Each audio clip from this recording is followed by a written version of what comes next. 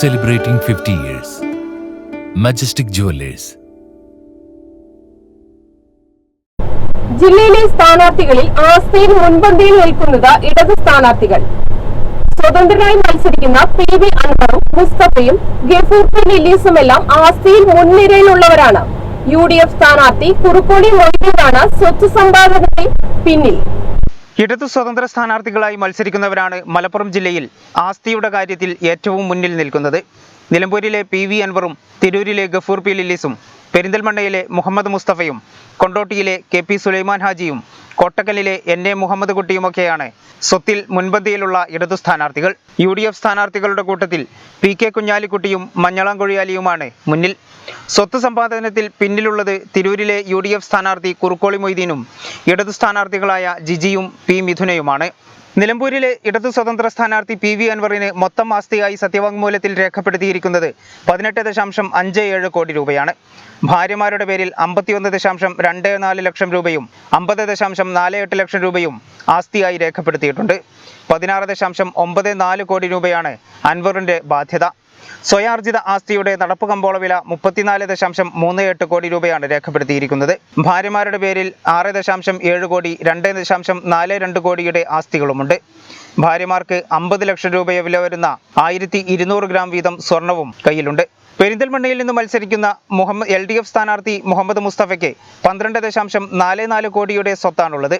ജംഗമ ആസ്തി 2.7 കോടിയും സ്ഥാവര ആസ്തി 9.74 കോടിയുമാണ്. 14.87 കോടി രൂപ ബാധ്യതയുണ്ടെന്നും സത്യവാങ്മൂലത്തിൽ വ്യക്തമാക്കുന്നു. 98 ലക്ഷം രൂപയാണ് വാഹനങ്ങളുടെ വിലയായി പറയുന്നത്. പിന്തുടർച്ചയായി കിട്ടിയ ആസ്തിയുടെ നടപ്പുവിലയായി 8.74 കോടിയാണ് രേഖപ്പെടുത്തിയിട്ടുള്ളത്. കൊണ്ടോട്ടിയിലെ ഇടതു സ്വതന്ത്ര സ്ഥാനാർത്ഥിയായ സുലൈമാൻ ഹാജി ജംഗമ ആസ്തിയായി കാണിച്ചിരിക്കുന്നത് 90.5 ലക്ഷം രൂപയും ഭാര്യയുടേത് 20.26 ലക്ഷം രൂപയുമാണ്. സ്ഥാവര ആസ്തി 4.18 കോടി രൂപയും ഭാര്യയുടേത് 3 കോടി 60 ലക്ഷം രൂപയുമാണ്. സ്വയാർജിത സ്ഥാവര വസ്തുക്കളുടെ നടപ്പ് കമ്പോള വിലയായി ഉൾപ്പെടുത്തിയിട്ടുള്ളത് 42 കോടി 79 ലക്ഷം രൂപയാണ്. ഭാര്യയുടെ പേരിൽ 3.8 കോടിയുടെ ആസ്തിയുമുണ്ട്. 2.71 കോടി രൂപയാണ് ബാധ്യതയായിട്ടുള്ളത്. തവനൂരിലെ ഇടതു സ്വതന്ത്ര സ്ഥാനാർത്ഥി KT ജലീലിന്റെ വാർഷിക വരുമാനം 2.27 ലക്ഷം രൂപയും ഭാര്യയുടേത് 12.93 ലക്ഷം രൂപയുമാണ്. ബാങ്കുകളിൽ ഉൾപ്പെടെ 7.96 ലക്ഷം രൂപ മന്ത്രിയുടെ പേരിലും ഭാര്യയുടെ പേരിൽ 32.14 ലക്ഷം രൂപയുമുണ്ട്. സ്വയാർജിത ആസ്തിയുടെ നിലവിലെ വിപണി വിലയായി 50 ലക്ഷം രൂപയാണ് രേഖപ്പെടുത്തിയിട്ടുള്ളത്. തിരൂരിലെ ഇടതു സ്ഥാനാർത്ഥി ഗഫൂർ പി ലില്ലീസിന്റെ ജംഗമ ആസ്തി 1.15 കോടിയാണ്. സ്ഥാവര ആസ്തി 86.47 കോടിയും സ്വയാർജിത ആസ്തിയുടെ നടപ്പ് കമ്പോള വില 57 കോടി 16 ലക്ഷം രൂപയുമാണ്. 14 ലക്ഷം രൂപ വായ്പയുമുണ്ട് ഇദ്ദേഹത്തിന്. കോട്ടക്കലിലെ LDF സ്ഥാനാർത്ഥി മുഹമ്മദ് കുട്ടിയുടെ വാർഷിക വരുമാനം 34,11,000 രൂപയാണ്.